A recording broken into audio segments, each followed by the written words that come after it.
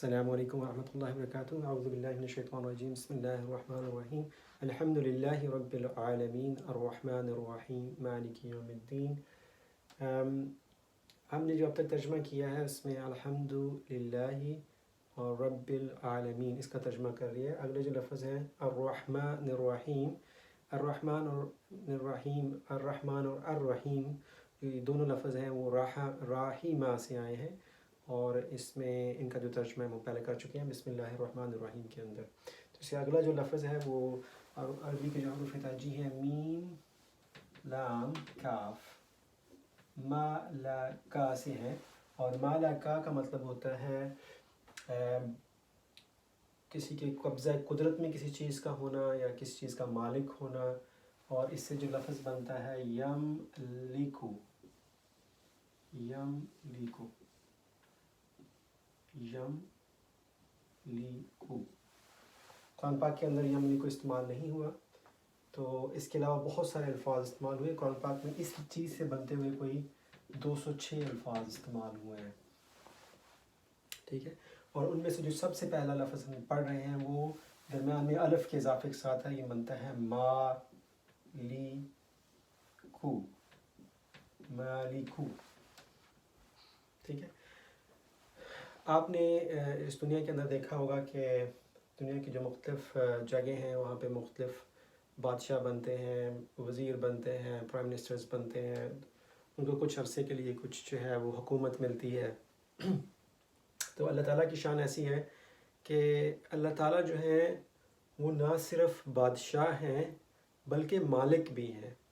اس کا کیا مطلب ہے؟ اس کا مطلب یہ ہے کہ اگر آج کوئی پاکستان کا وزیر اعظم ہے یا کسی بھی جگہ پہ امریکہ کا کوئی وزیر اعظم یا اس کا پریزیڈنٹ ہے، تو وہ اس کا مالک نہیں ہے، وہ اس کی ملکیت میں وہ چیز نہیں ہے۔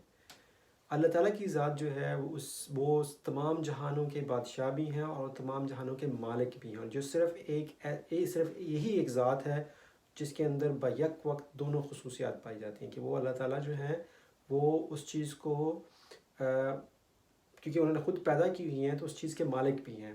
کسی کو کچھ دینا، کسی سے کچھ واپس لے لینا، وہ اللہ تعالیٰ کی قبضہ قدرت میں ہی ہے۔ مالکوں سے جو ہے مالکوں سے جہاں یہاں پہ جو لفظ استعمال ہوا ہے وہ مالکی ہوا ہے، مالکی۔ اب ہم نے پڑھا تھا کہ جو پیش والی حالت ہوتی ہے اس کو ہم کہتے ہیں رفع، اور جو زیر والی حالت ہوتی ہے اس کو ہم کہتے ہیں جر۔ تو یہاں پہ یہ جر کیوں استعمال ہوا ہے، اس کے لیے ہمیں واپس جانا پڑے گا کہاں پہ؟ الحمد للہ۔ آپ نے پڑھا تھا یہ لام جو ہے یہ حرف جار ہے، اور اس کے ساتھ لفظ جو لگا ہوا ہے وہ اللہ، للہ، اللہ کے لیے۔ تو اب للہ کا جو اللہ کے لیے، تو یہ اللہ جو ہے یہاں پہ اللہ تعالیٰ کا ایک ذاتی نام ہے، اور آگے ان کی صفتیں آ رہی ہیں۔ ان کی اللہ تعالیٰ کی 4 صفتیں ہیں۔ میں آپ کو تھوڑا سا یہاں پہ ایکسپلین کر دیتا ہوں کیونکہ یہ ہمارے لیے بہت ضروری ہے اس چیز کو سمجھنا، ترجمہ کرنے میں آسانی ہوگی۔ جب ہم کہتے ہیں الحمد، الحمد، اس کے بعد ہم نے کہا ہے یہ تمام تعریفیں للہ، لام اور اللہ، للہ۔ تو اس لام کی وجہ سے، کیونکہ یہ حروف جار ہے، اس کی وجہ سے اللہ جو ہے اس کے نیچے زیر ہے۔ اصل میں اللہ تعالیٰ کا جو نام ہے اس کے اوپر پیش ہے، جب اس کے اوپر پیش ہوگی تو یہ بنتا ہے اللہ۔ آگے چار ان کی اللہ تعالیٰ کی جو ہے وہ خصوصیات آ رہی ہیں۔ کون سی ہیں تعریفیں آ رہی ہیں اللہ تعالیٰ کی؟ الحمدللہ۔ اگلی جو صفت ہے وہ رب العالمین ہے، رب العالمین۔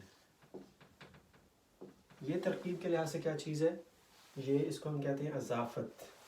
اضافت کیا ہوتی ہے کہ ایک چیز کی دوسرے کے درمیان میں کا کی اضافت، جیسے عالمین کا رب، اللہ رب العالمین، اللہ الرحمن الرحیم، اللہ رب العالمین، اللہ الرحمن الرحیم، اللہ مالک یوم الدین.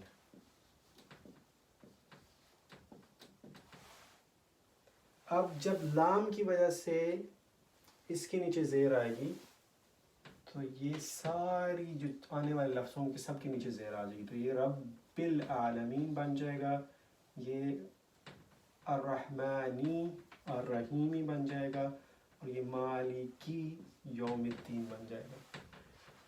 تو یہ اللہ تعالیٰ کا ذاتی نام ہے, اس کے ساتھ 4 صفتیں لگی ہوئی ہیں, کیونکہ ذاتی نام اور صفت جو ہیں وہ ہمیشہ برابر ہوتی ہیں اسٹیٹس کے اندر. اگر ایک حالت رفع میں ہے تو باقی بھی حالت رفع میں ہوں گی, اگر ایک حالت جر میں ہے تو باقی ساری صفتیں بھی حالت جر میں ہوں گی. تو جب اس کا ہم ترجمہ کریں گے انشاءاللہ تعالیٰ اس کے بعد یہ مالک یوم الدین کا ترجمہ کرنے کے بعد پھر میں آپ کو انشاءاللہ سمجھاؤں گا کہ یہ اس کا ترجمہ کیسے کرنا ہے. جزاک اللہ خیر. السلام علیکم ورحمۃ اللہ وبرکاتہ.